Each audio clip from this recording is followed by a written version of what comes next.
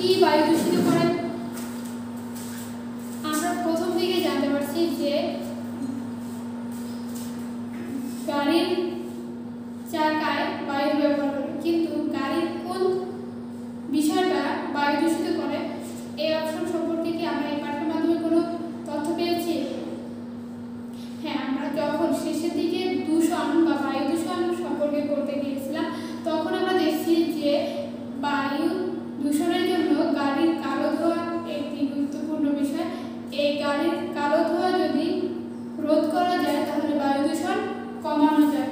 তার মানে গাড়ির যে কালো ধোঁয়াটি আছে সেটি বায়ু দূষণ করে।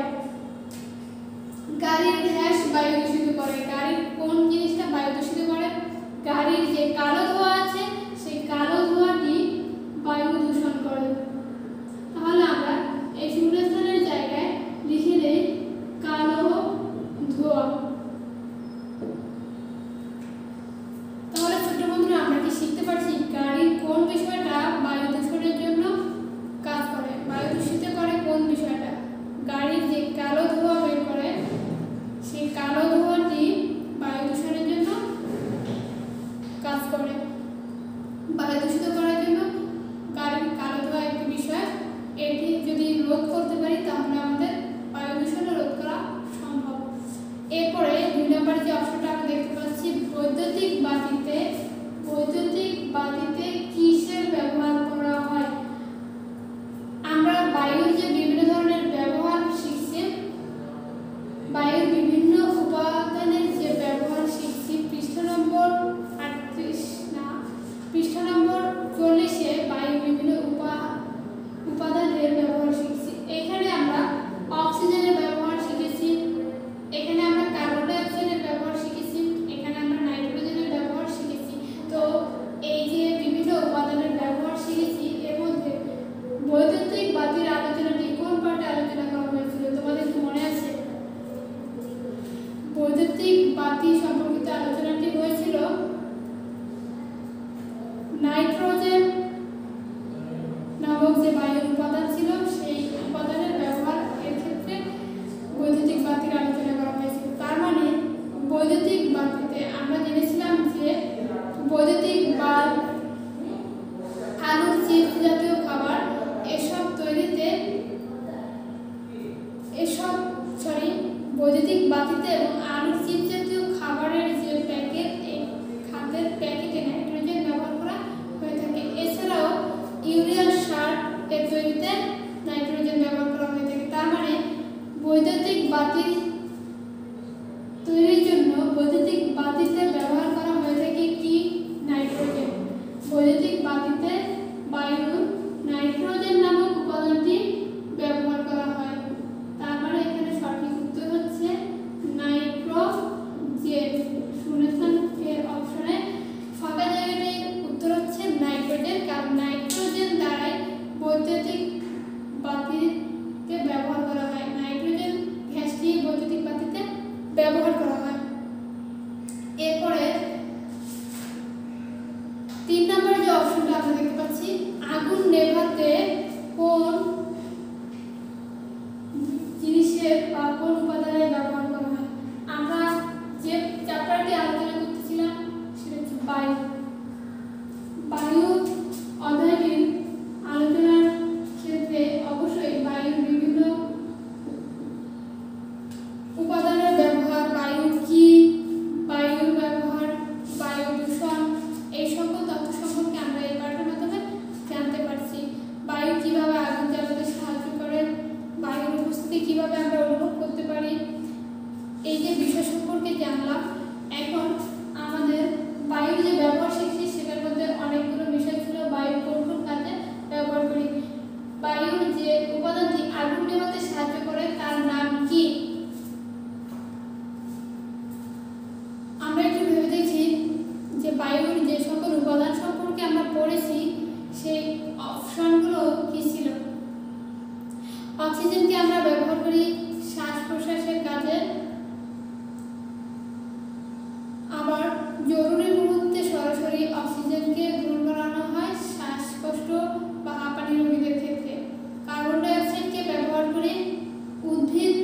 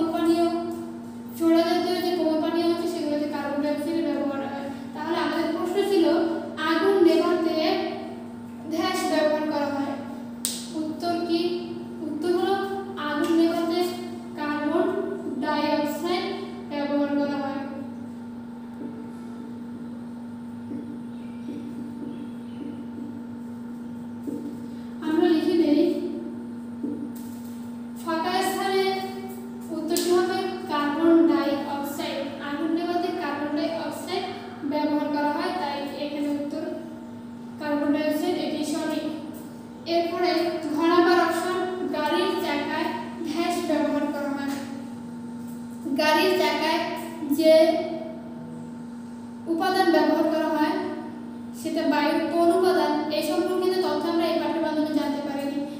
আমরা এখানে দেখছি যে গাড়ির চাকায় বায়ু ব্যবহার করা হয়, সাইকেলের চাকায় বায়ু ব্যবহার করা হয়, বায়ুর যে বিভিন্ন ব্যবহার সেগুলো যেমন চরকা ঘুরে আমরা নৌকার পাল ধরি, তারপরে হচ্ছে আমরা ঘুড়ি উড়াতে বায়ু ব্যবহার করি, তারপরে আমরা গরম লাগলে বায়ুর সাহায্যে হাত পাখা নেড়ে বাতাস শরীরকে ঠান্ডা করি, আমরা ইলেকট্রনিক ফ্যান ব্যবহার করি, বায়ু ব্যবহার করি। তবে উইন্ড মিল এর চাকা ঘুরিয়ে বায়ু প্রবাহ, উইন্ড মিলের চাকা ঘুরিয়ে বিদ্যুৎ তৈরিতে সহযোগিতা করে। তো বায়ুর যে বিভিন্ন ব্যবহার সরাসরি সেই ব্যবহারগুলোর মধ্যে আমরা জানতে পারছি যে গাড়ির চাকায় বায়ুটাকে ব্যবহার করা হয়। তাহলে গাড়ির চাকায় কি ব্যবহার হয়? গাড়ির চাকায় বায়ুর ব্যবহার হয়। গাড়ির চাকায় বায়ুর ব্যবহার হয়, তাই এখানে শূন্য স্থানে শব্দটি হবে বায়ু। গাড়ির চাকায় বায়ুর ব্যবহার হয়। 2 নম্বর অপশন আমরা দেখতে পাচ্ছি পায়ে হেঁটে বা সাইকেল চড়ে ঢ্যাস রোধ করা যায়। যেহেতু মোটর গাড়ি বা ইঞ্জিন চালিত বিভিন্ন গাড়িগুলো ব্যবহার করা হলে বায়ু দূষণ বৃদ্ধি পায়। কালো ধোঁয়া ও অন্যান্য বিভিন্ন কারণে বায়ু দূষণটা বৃদ্ধি পায়। যদি বায়ু দূষণকে বন্ধ করতে চাই তাহলে অবশ্যই এই মোটর জাতীয় যে সকল গাড়ি আছে সেই গাড়িগুলোর ব্যবহার কমিয়ে আনতে হবে। সেজন্য আমাদের সাইকেল চড়ে বা পায়ে হেঁটে, মোটর গাড়ির পরিবর্তে সাইকেল চড়ে বা পায়ে হেঁটে কি বন্ধ করতে পারি? আমরা বায়ু দূষণকে বন্ধ করতে পারি, বায়ু দূষণকে রোধ করতে পারি। তাহলে পায়ে হেঁটে বা সাইকেল চড়ে আমরা কি বন্ধ করতে পারি? আমরা বায়ু দূষণ বন্ধ করতে পারি। তাই এখানে ফাঁকা অপশনের জায়গাটিতে উত্তর হবে বায়ু দূষণ। পায়ে হেঁটে বা সাইকেল চড়ে বায়ু দূষণকে রোধ করা যায়। এখন পরবর্তী যে অপশনটা দেখতে পাচ্ছি সেটা হচ্ছে সঠিক উত্তরের টিক চিহ্ন দাও। আমাদের দ্বিতীয় যে কাজটি সেটি ছিল সঠিক উত্তরের টিক চিহ্ন প্রদান করা। সঠিক উত্তরের টিক চিহ্ন দেওয়ার জন্য আমাদের প্রথমে প্রশ্নটি করতে হবে, এরপরে এর সঠিক উত্তর কি হবে সেটি নিচে যে 4টি অপশন আছে তার ভিতরে খুঁজে নিতে হবে। 4টি অপশন আমাদের পড়তে হবে, প্রশ্নটিকে কমপক্ষে 2 বার করে পড়ে এর উত্তর সম্পর্কে ধারণা নিতে হবে। প্রথম যে অপশনটা আছে, উদ্ভিদ কার্বন ডাই অক্সাইড কি কাজে ব্যবহার করে? উদ্ভিদ কার্বন ডাই অক্সাইডকে কি কাজে ব্যবহার করে? আমরা প্রথম অধ্যায়ে জানতে পারছি, এরপর আমরা দ্বিতীয় অধ্যায়ে দ্বিতীয়বারের মতো জানতে পারছি যে উদ্ভিদ কার্বন ডাই অক্সাইড ব্যবহার করে খাদ্য তৈরিতে। উদ্ভিদ তার খাদ্য তৈরিতে কার্বন ডাই অক্সাইডকে ব্যবহার করে। বায়ুতে থাকা যে কার্বন ডাই অক্সাইড সেটা উদ্ভিদ কি কাজে ব্যবহার করে? খাদ্য তৈরিতে। বৃদ্ধিতে ব্যবহার করে নাইট্রোজেন থেকে তৈরি ইউরিয়া সার। আর ফুল ফোটাতে ব্যবহার করে টিএসপি। ফল উৎপাদনেও এ জাতীয় অন্যান্য সারগুলোকে ব্যবহার করে। কিন্তু কার্বন ডাই অক্সাইড কি কাজে ব্যবহার করা হয় সে সম্পর্কে আমরা জানতে পারলাম। কার্বন ডাই অক্সাইড এটি একটি গ্যাস, এটি বায়ু থেকে উদ্ভিদ খাদ্য তৈরিতে ব্যবহার করে। তাহলে উদ্ভিদের খাদ্য তৈরিতে কোন গ্যাসটি ব্যবহার হয়? উদ্ভিদের খাদ্য তৈরিতে কার্বন ডাই অক্সাইডটিকে ব্যবহার করে। কার্বন ডাই অক্সাইডকে উদ্ভিদ খাদ্য তৈরিতে ব্যবহার করে। তাই সঠিক উত্তরটি হবে খাদ্য তৈরিতে। এখন আমরা দ্বিতীয় যে অপশন আছে সেখানে চলে যাই। প্রাণীর শ্বাসকার্যে কোন গ্যাস প্রয়োজন? আমরা পাঠের প্রথমেই জেনেছি বায়ুকে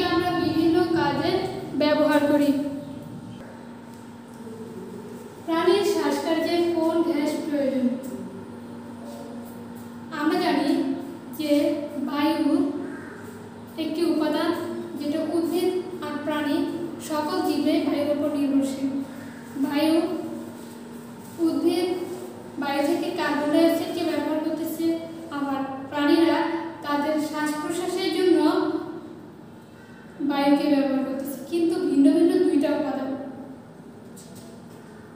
বায়ু থেকে অক্সিজেনটাকে প্রাণীরা শ্বাসকার্যের জন্য ব্যবহার করে, আর উদ্ভিদ খাদ্য তৈরিতে বায়ু থেকে কার্বন ডাই অক্সাইডকে গ্রহণ করে। তার মানে প্রাণীর যে শ্বাসকার্য বা শ্বাস প্রশ্বাসের জন্য আমরা কোন গ্যাসটাকে ব্যবহার করি? আমরা কার্বন ডাই অক্সাইডকে ব্যবহার করি? নো, কার্বন ডাই অক্সাইডটাকে আমরা ত্যাগ করি। নিঃশ্বাসের সময় আমরা যে বায়ুটা বের করে দিই সেটা ছিল কার্বন ডাই অক্সাইড, আর আমরা যে নিঃশ্বাসের সাথে যে গ্যাসটিকে ব্যবহার করতেছি এটা কি তাহলে অক্সিজেন? হ্যাঁ, অবশ্যই আমরা বায়ু থেকে অক্সিজেনকে শ্বাসকার্যের জন্য ব্যবহার করি। আর নাইট্রোজেন এটা আমরা অন্যান্য কাজে ব্যবহার করি, যেমন বৈদ্যুতিক বাল্বের তৈরিতে, চিপস জাতীয় খাবার প্যাকেটে খাবারকে সংরক্ষিত করতে। এরপরে কার্বন ডাই অক্সাইডকেও আমরা বিভিন্ন কাজে ব্যবহার করি। জলীয় বাষ্প এটাও বায়ুর একটি উপাদান। তো আমাদের যে গ্যাসটি প্রাণীর শ্বাসকার্যে ভূমিকা রাখে সেটি হলো অক্সিজেন। অক্সিজেনটাকে আমরা শ্বাস প্রশ্বাসের জন্য ব্যবহার করে থাকি। এছাড়াও যাদের জরুরি মুহূর্তে অক্সিজেনের প্রয়োজন তাদের সরাসরি শ্বাস প্রশ্বাসের জন্য সরাসরি অক্সিজেনটাকে ব্যবহার করি, যেমন হাঁপানি রোগী, শ্বাসকষ্ট রোগী, এসব রোগীরা সরাসরি শ্বাস প্রশ্বাসের জন্য অক্সিজেনটাকে ব্যবহার করে। অক্সিজেনটাকে তারা মাস্কের মাধ্যমে ব্যবহার করে থাকে। এর পরবর্তী যে অপশনটা আমরা দেখতে পাচ্ছি 3, সারের কোন উপাদান উদ্ভিদের বৃদ্ধিতে সহায়ক? আমরা সারের মধ্যে যে সকল উপাদান দেখতে পাই, অক্সিজেন, পানি, কার্বন ডাই অক্সাইড, এগুলো সাধারণত সারের ভিতরে আমরা দেখে নিই। যে অংশগুলো আমরা এই পার্টে পড়ছি তার মধ্যে আমরা জানতে পারছি যে উদ্ভিদের বৃদ্ধিতে যে সারটি ব্যবহার করা হয়ে থাকে ইউরিয়া সার, সেখানে নাইট্রোজেন গ্যাসের ব্যবহার হয়ে থাকে। তো এই নাইট্রোজেন গ্যাস উদ্ভিদের বৃদ্ধিতে সহায়ক ভূমিকা পালন করে। তার মানে এখানে সঠিক অপশন হচ্ছে নাইট্রোজেন। এখানে সঠিক অপশন ছিল অক্সিজেন। তো সারের কোন উপাদান উদ্ভিদের বৃদ্ধিতে সহযোগিতা করে? যে উপাদানটি ইউরিয়া সার তৈরিতে সহযোগিতা করে। ইউরিয়া সার তৈরি করে সাধারণত উদ্ভিদের বৃদ্ধির জন্য ব্যবহার করা হয়। আর এই উদ্ভিদের বৃদ্ধির জন্য যে ইউরিয়া সার তৈরি হয় সেটা নাইট্রোজেন থেকে তৈরি হয়। তাহলে নাইট্রোজেন গ্যাস উদ্ভিদের বৃদ্ধিতে সহায়ক। কোন উপাদান উদ্ভিদের বৃদ্ধিতে সহায়ক? নাইট্রোজেন। এটি গাছের বৃদ্ধিতে সহায়ক ভূমিকা পালন করে। তার মানে সঠিক উত্তর হচ্ছে নাইট্রোজেন। এখন আমাদের সঠিক উত্তরের টিক চিহ্ন দান অংশটি শেষ হলো। শিক্ষার্থী বন্ধুরা, এখন আমরা যাব সংক্ষিপ্ত প্রশ্নের উত্তর এই অংশে। সংক্ষিপ্ত প্রশ্নের উত্তরসমূহ আমরা আলোচনা করব। সংক্ষিপ্ত প্রশ্ন উত্তর দানের জন্য আমাদের অতি সংক্ষেপে যে প্রশ্নগুলো জানতে চাওয়া হচ্ছে সেই প্রশ্নের সম্পর্কে ছোট আকারে বর্ণনা দেব। তো আমাদের চারপাশে যে বায়ু আছে এমন 3টি উদাহরণ দাও। প্রথম প্রশ্ন ছিল আমাদের চারপাশে যে বায়ু আছে এমন 3টি উদাহরণ দাও। এই উদাহরণ 3টি আমরা কি আমাদের চারপাশ থেকে দেখে ব্যবহার উত্তর দিতে পারি? আমাদের চারপাশে আমরা বিভিন্নভাবে বায়ুকে ব্যবহার করি। আমরা দেখতে পাই গাড়ির চাকায়, সাইকেলের চাকায় আমরা বায়ুটাকে ব্যবহার করছি। আমরা ঘুড়ি উড়াতে, চরকা ঘুরাতে বায়ুকে ব্যবহার করি। এছাড়াও আমরা নৌকার পাল তোলাতে বায়ুটাকে ব্যবহার করি। তাহলে আমরা বায়ুকে কতভাবে ব্যবহার করতেছি সেটা আমাদের চারপাশ থেকে উপলব্ধি হতে পারছি। তার মানে আমরা বায়ুর 3টি ব্যবহার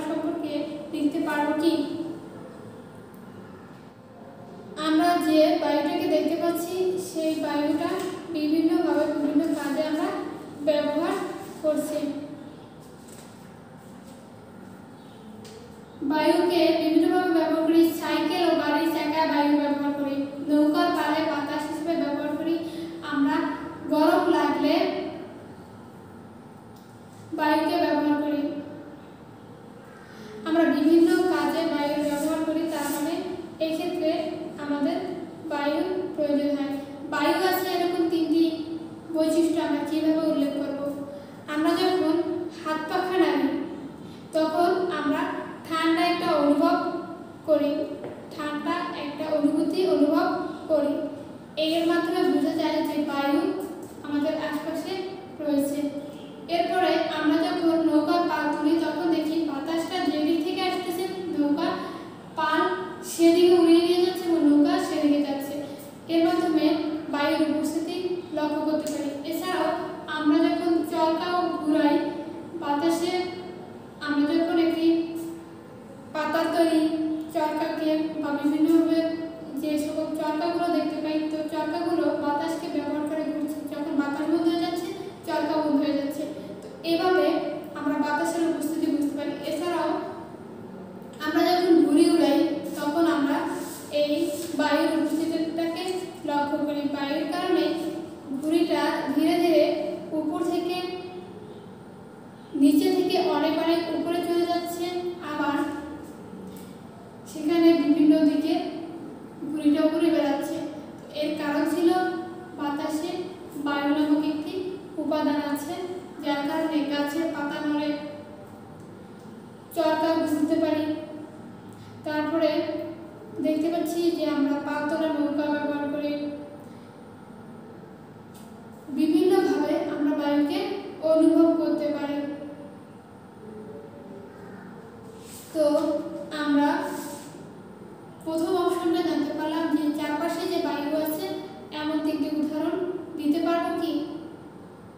আমাদের চারপাশে বায়ু আছে এই বিষয়টা আমরা বিভিন্নভাবে উপলব্ধি করতে পারি। যে সকল বিষয়ের মাধ্যমে আমরা উপলব্ধি করি সেই বিষয়সমূহের নাম লিখলে আমাদের প্রশ্ন উত্তর সম্পূর্ণ। যেমন আমরা যখন হাত পাখা নাড়ি তখন আমরা একটি ঠান্ডা অনুভব করি, এর মাধ্যমে বুঝতে পারি যে বাতাসে বা পরিবেশের চারপাশে বায়ু রয়েছে। আমরা যখন চরকা ঘুরাই, পাতলা নৌকা ব্যবহার করি, আমরা যখন ঘুড়ি উড়াই তখন আমরা দেখি বায়ু রয়েছে, কারণ বায়ুর কারণে এগুলোর অবস্থান পরিবর্তন ঘটতেছে। বায়ুর চারটি উপাদানের নাম। আমরা জানি বায়ু অনেকগুলো উপাদানের সমন্বয়ে গঠিত। তো আমরা এখানে এই পাঠের মাধ্যমে বায়ু অধ্যায়টি পাঠের মাধ্যমে বায়ু সম্পর্কিত যে সকল বিষয় পড়েছি, বায়ু কি, বায়ুর উপস্থিতি আমরা কিভাবে বুঝতে পারি, বায়ুতে আগুন জ্বলে কিভাবে, বায়ু কিভাবে আগুন জ্বালাতে সাহায্য করে, বায়ুর উপাদানের ব্যবহার। তো বায়ুর বিভিন্ন উপাদান সম্পর্কে জানার পরে আমরা এর ব্যবহার সম্পর্কে জানলাম। বায়ুতে কয়টা উপাদান আছে? বায়ুতে অনেকগুলো উপাদান আছে, তার মধ্যে অন্যতম আমরা এই পাঠের মাধ্যমে যে উপাদানগুলো সম্পর্কে জানছি সেই উপাদানগুলোর নাম লিখি। আমাদের প্রশ্নে বলা হয়েছে আমাদের চারটি উপাদানের নাম লিখতে। চারটি উপাদানের নাম লিখি। প্রথমে আমরা লিখি বায়ুর উপাদান। বায়ুর চারটি উপাদান।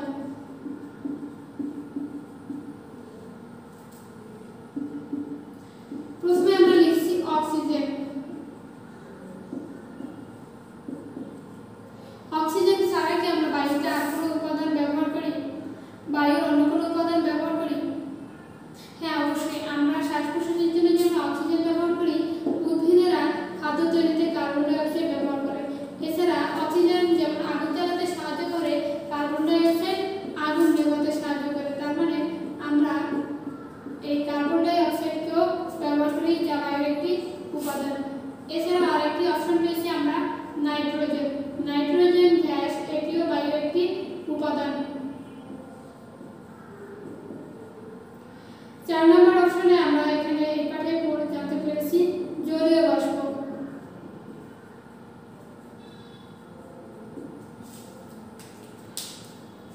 এই চারটি উপাদান ছাড়াও বায়ুতে অনেক অনেক উপাদান রয়েছে, যেমন বিভিন্ন ধরনের গ্যাস, হাইড্রোজেন, মিথেন গ্যাস। তো এই জাতীয় অনেক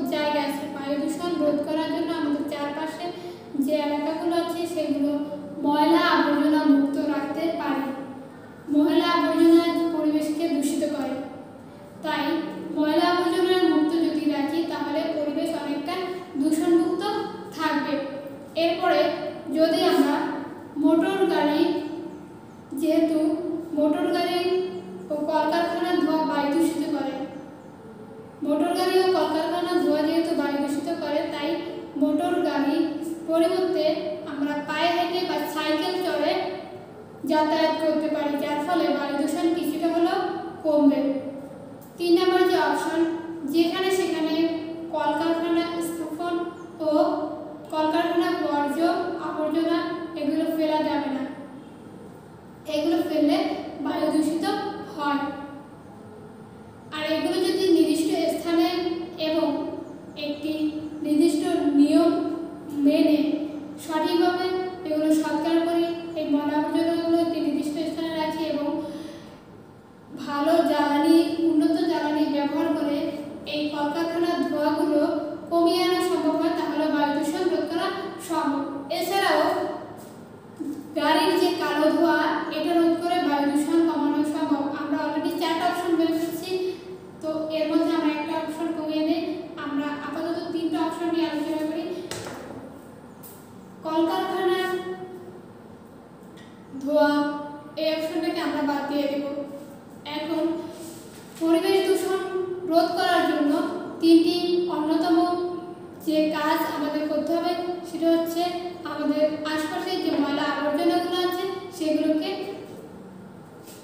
পরিষ্কার রাখতে হবে, আমাদের চারপাশকে পরিষ্কার রাখতে হবে। মোটর গাড়ির পরিবর্তে আমরা পায়ে হেঁটে বা সাইকেল চড়ে যাতায়াত করতে পারি।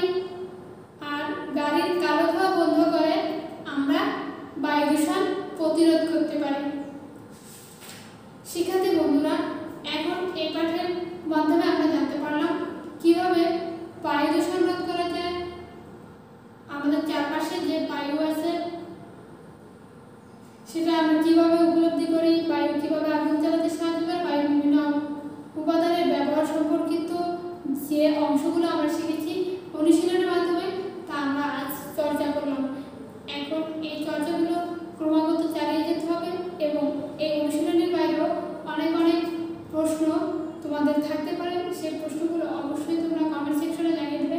এবং এই পাঠে যে বিষয়টি আছে সেই বিষয়টি নিয়ে এখন আমরা আলোচনা করব। এখন আমাদের আলোচনার বিষয় হচ্ছে বাম পাশের শব্দের সঙ্গে ডান পাশের শব্দ মিল করি। এটি তোমাদের প্রশ্ন পদ্ধতির একটি অংশ। বাম পাশের শব্দের সঙ্গে কিভাবে আমরা ডান পাশের শব্দগুলো মিল করব, এখন আমরা জানবো কিভাবে আমরা এই মিলটা। শিক্ষার্থী বন্ধুরা, আমরা এখন বাম পাশের শব্দের সাথে ডান পাশের শব্দের মিলকরণের কাজটি করব। আমরা বোর্ডে দেখতে পাচ্ছি বাম পাশে কিছু শব্দ লেখা আছে, ডান পাশে কিছু শব্দ লেখা আছে। দুইটি কলামে যে শব্দগুলো দেওয়া আছে তার সাথে কোন শব্দগুলোর সাথে কোন শব্দগুলো মিল আছে এবং কোনটার সাথে কোনটা সম্পর্কিত, সেই তথ্যগুলো আমরা মিল করব। প্রথমে আমরা দেখতে পাচ্ছি এই পাশে লেখা আছে, ডান পাশে লেখা আছে oxygen, carbon die oxide, nitrogen. আর বাম পাশে দেখতে পাচ্ছি সার, আগুন নেভানো, প্রাণীর শ্বাস গ্রহণ, আলুর চিপসের প্যাকেটে, ছোড়া জাতীয় কোমল পানীয়তে। এখানে কোন কাজে কোন উপাদানটি ব্যবহার হয় তার সাথে মিল করব। আমরা এখানে লিখে নেই অক্সিজেন। বাম পাশের একটা শব্দ, ডান পাশের একটি শব্দ অক্সিজেন, অক্সিজেনের সাথে কোনটি মিলে যাবে? সার। অক্সিজেন কি সার তৈরিতে ব্যবহার হয়? না। অক্সিজেন কি আগুন নেভাতে সাহায্য করে, নেভানোর কাজে ব্যবহার হয়? না। অক্সিজেন আগুন জ্বালাতে সাহায্য করে, তাহলে নেভাতে তো কখনোই ব্যবহার করা হতে পারে না। প্রাণীর শ্বাস গ্রহণ, এই কাজে অক্সিজেনটাকে ব্যবহার হয়। প্রাণীর শ্বাস গ্রহণ, প্রত্যেকটা প্রাণী শ্বাস গ্রহণের জন্য অক্সিজেনটাকে ব্যবহার করে। প্রত্যেকটা প্রাণী শ্বাস গ্রহণের জন্য কি ব্যবহার করি? অক্সিজেন। তার মানে এই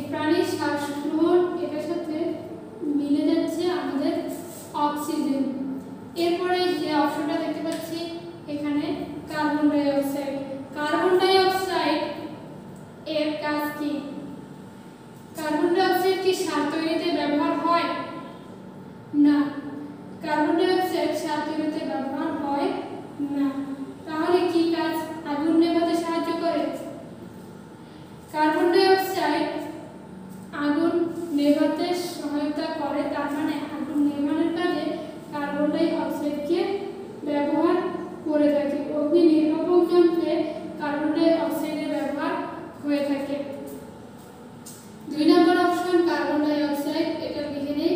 কার্বন ডাই অক্সাইড এটার কাজ কি? আগুন নেভানো। এছাড়াও যদি এর অন্য কোনো কাজ থাকে সেগুলো আমরা দেখছি যে এর আরো যে কাজগুলো আছে সেই কাজগুলোর সাথে কি এখানে মিল আছে কিনা। সার তৈরিতে ব্যবহার হচ্ছে না, যেহেতু আগুন নেভানোর কাজে ব্যবহার হচ্ছে এজন্য এটার সাথে এটা যুক্ত করে নিলাম। এরপরে দ্বিতীয় যে কাজ, সেই কাজের সাথে কোনো মিল আছে কিনা দেখি। আলুর চিপসের প্যাকেটে কি কার্বন ডাই অক্সাইডের ব্যবহার হয়? আমরা জানি নাইট্রোজেনকে বৈদ্যুতিক বাল্ব তৈরিতে এবং আলুর চিপসের প্যাকেটে ব্যবহার করা হয়ে থাকে। তার মানে আলুর চিপসটাকে কার্বন ডাই অক্সাইড আলুর চিপসের প্যাকেটে ব্যবহার হয় না। পরবর্তী যে অপশন সোডা জাতীয় কোমল পানীয়তে। সোডা জাতীয় কোমল পানীয়তে কি কার্বন ডাই অক্সাইডের ব্যবহার হয়? হ্যাঁ, সোডা জাতীয় কোমল যে পানীয়গুলো তৈরি হচ্ছে সেখানে কার্বনের এভারেজ নামে এটাকে পরিচিত করাচ্ছে। তার মানে সোডা জাতীয় কোমল পানীয়তে এই কার্বন ডাই অক্সাইডের ব্যবহার হয়। সোডা জাতীয়, তাহলে আমরা লিখে নিই সোডা জাতীয় কোমল পানীয়তে।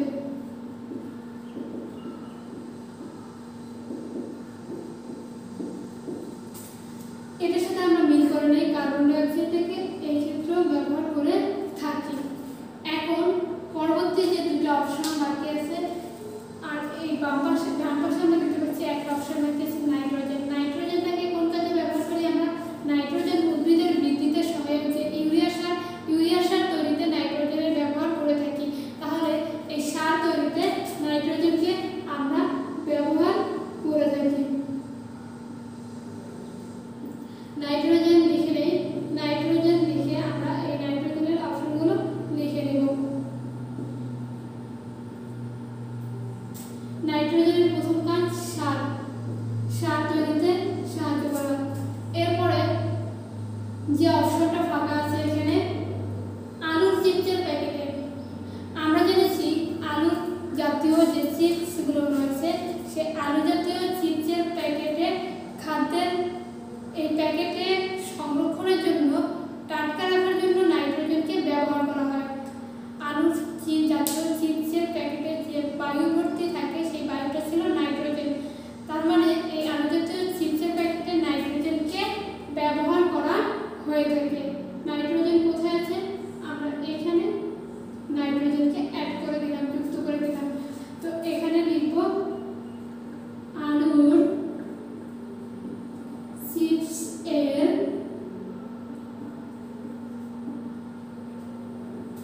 প্যাকেটে।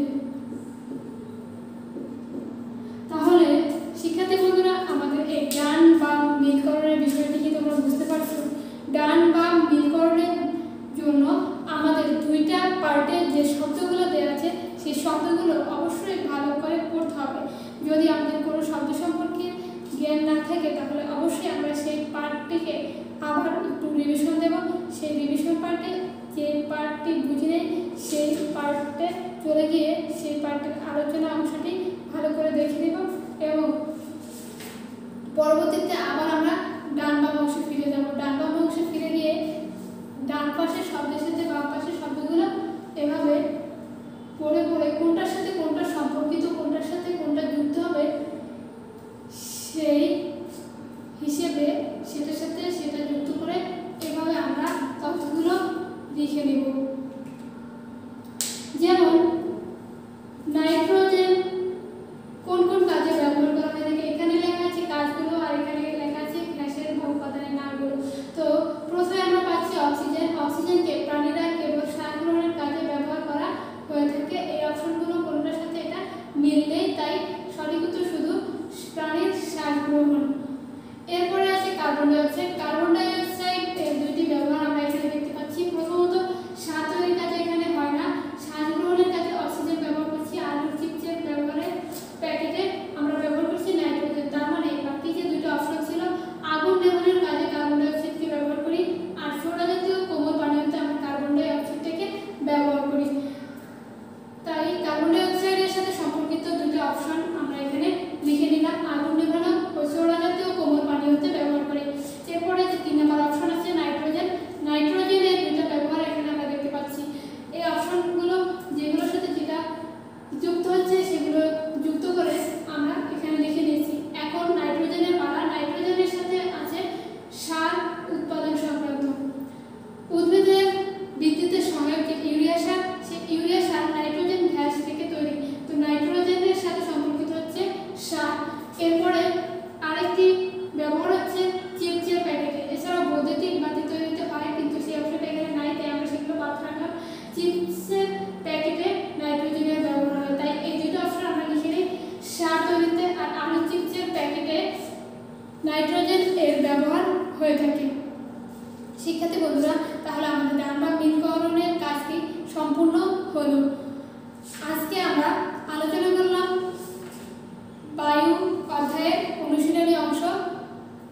এই অনুশীলনী অংশ সম্পর্কিত সকল প্রশ্ন তোমাদের থাকা জানতে চাওয়া যত প্রশ্ন রয়েছে সবগুলোর প্রশ্ন অবশ্যই কমেন্ট সেকশনে জানিয়ে দেবে এবং এই পাঠটি ভালোভাবে অধ্যয়ন ও রিভিশনের মাধ্যমে বাস্তব জীবনে ব্যবহারের জন্য অবশ্যই চেষ্টা করবে।